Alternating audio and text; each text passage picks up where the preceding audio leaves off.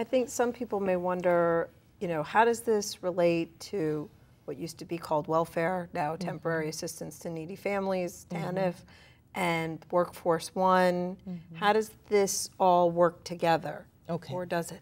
Well, it does. Well, specifically with Workforce One. Now, with the comparison to welfare or TANF, the financial assistance that we provide, it's for on behalf of the client, but it's directly to the vendor. So, for instance, if we're doing education assistance, we're providing the tuition assistance to the school.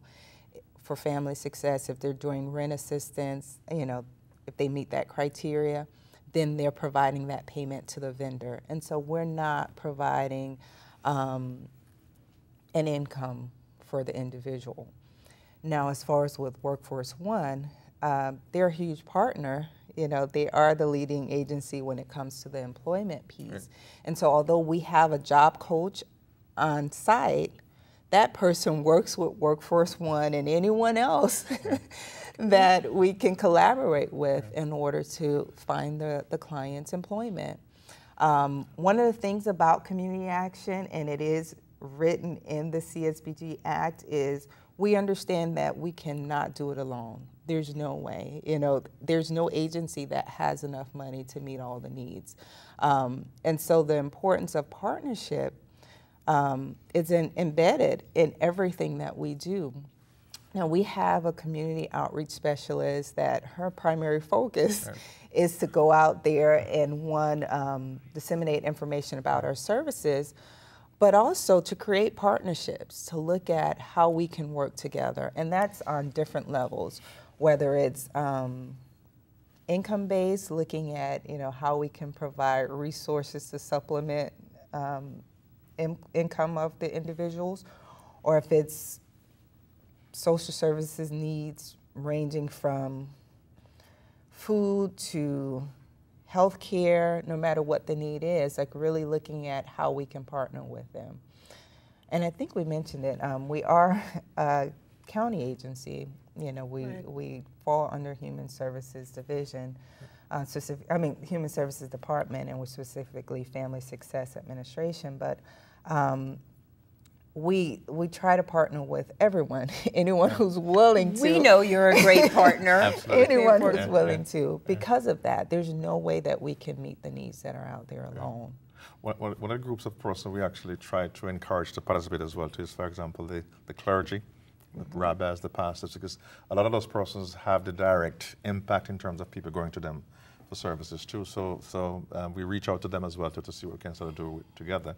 Also the Kiwanis Club, Jacob's a member, I'm a Kiwanin as well too. So we try to get everybody to sort of work in a collaborative manner to sort of help, you know, those persons.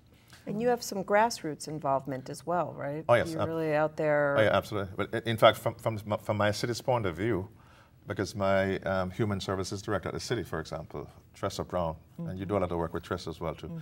Sometimes people come to us, we refer them to her, or they are the other way around. You know, so it's a good balance. And what I also encourage, what is being done here in terms of the outreach, is to go to the individual cities and sort of spread the word, because a lot of times people don't even know that this service is available to them too. You know, so it's in terms of educating the public, that is a very key part of what they do as well too, to sort of get people aware that this service is in fact there. So we have about 2 minutes left. Okay. And what would you like folks out there to know about the Community Action Agency? Services are available. Our primary focus is to help people become self-sufficient. And if we can't do it ourselves, we will make those referrals. And so we encourage people, if there's a need, to reach out and get the services that are available. That's great. There's so many entry points into the system. Absolutely. People need to know that help is available, and to have people like you out there who will get them to the right place. Absolutely. And help them become self-sufficient. And talk about Workforce One as well too. I mean, the city and they worked together in that regard as well too. So you find that we have this referral process going on all the time. so that persons get an opportunity to go from workfare from health welfare right. to work, so to speak. You know, so I think you're right. As she's right, said. I mean, there are resources there, but sometimes people are even afraid or embarrassed to go. You know, so that's a big challenge as well too. You know, but the truth is that the economy, because of the stress on the economy, I mean, almost every level of society has been affected by that. And for the last several years, the state has been cutting, you know, in terms of the resources provided. This time I hope things are going to be better, because I heard the governor said that there's a $4 billion surplus this time. So hopefully some more funds will be available to help agencies such as the Community Action Agency to provide the help that is so needed for her constituents, so to speak. So if you want help, with no judgment Indeed. about how you got there, right. and that's designed to put you back on your own Absolutely. feet. Absolutely. The Community Action Agency is the place That to is the come. place to go. Yes. Yes. So thank you so much for explaining that. Indeed. And we're now going to hear from someone who has benefited from these services. We're going to hear from Miss Alicia Graham, a CAA Program Participant. Well, I am originally from Kingston, Jamaica, and I migrated to Florida when I was 11 years old. Since then, I not only attended school, but I also used to be a real estate agent and a salesperson specifically. And since then, I've been back and forth between Jamaica and Florida, pursuing other interests. And I have 3 children.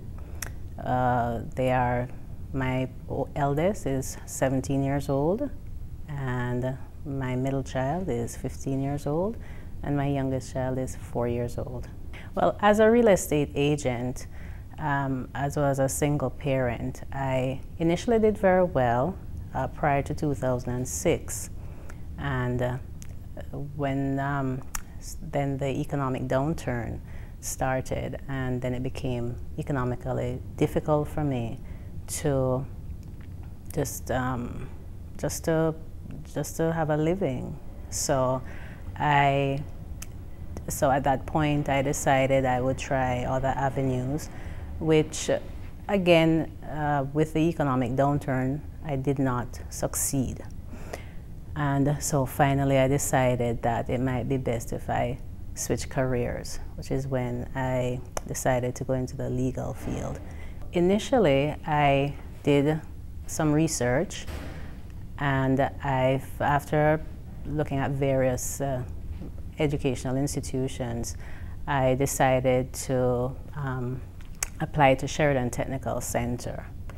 I went and I spoke to my counselor, and he then referred me to the Community Action Agency as an option to assist in financing with my education and in that field. Well, it was through the assistance of my counselor. He was very instrumental in getting me involved and even assisting me in filling out the forms for the Community Action Agency. I know he spoke to my case manager directly even before filling out the form, assisting me in filling out the forms, and then I made an appointment and went to see the case manager. First of all, I must say that the Community Action Agency, they're very helpful. They're very thorough. They put me at ease instantly. That was one thing that struck me about them.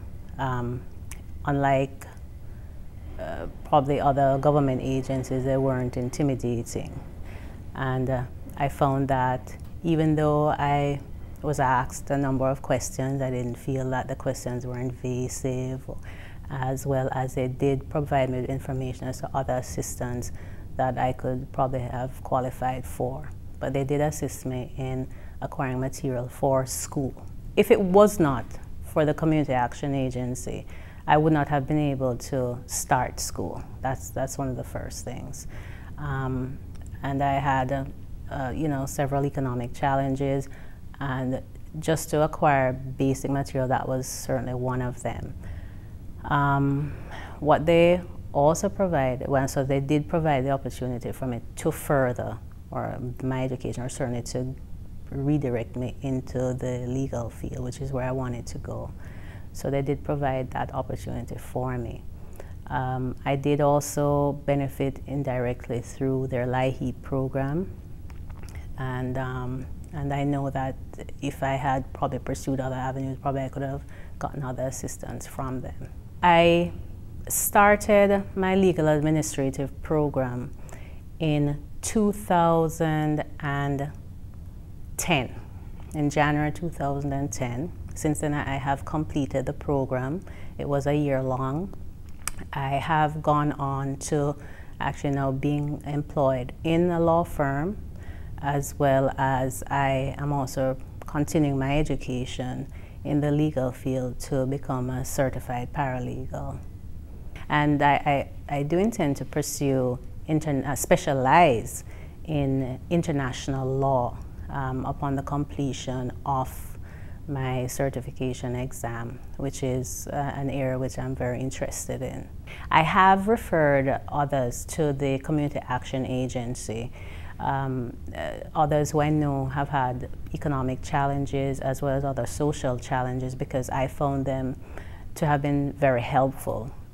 And one of the things that I can definitely say about the Community Action Group is that if it is that there are different things that I would want to pursue based on their thoroughness, based on their helpfulness, I do believe that it would be one of the first places that one should explore if it is they need some type of assistance, whether it be finishing school, whether it be assistance pursuing a career goal, or even other social issues.